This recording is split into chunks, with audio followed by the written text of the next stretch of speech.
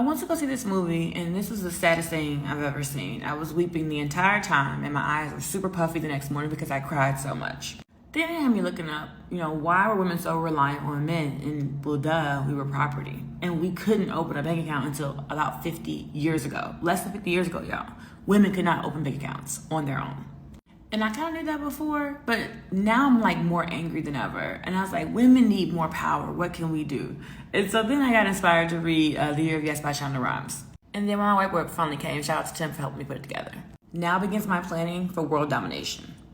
And now I'm upset because when I look at the numbers and I see that it's gone down from 3% to 1.9% of funds raised by women in venture capital.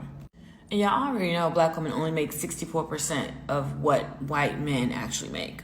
So now I'm like, what can I do? I'm like, oh, well, I already have a podcast teaching people about funding for their business. And now I'm like, what women do I know who raise lots of money, have had lots of success building our companies? And I was like, oh, Cindy Eckers sold her company for $1 billion and created the first Viagra for women. Like, she would be dope to have in a live podcast event in maybe 18 months.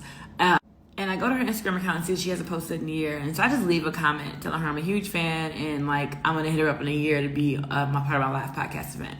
Y'all, she follows me and says yes in the comments. Look above. She's like, I'm flattered. Thank you. Let's do it. Women supporting women. That's how we fix the problem.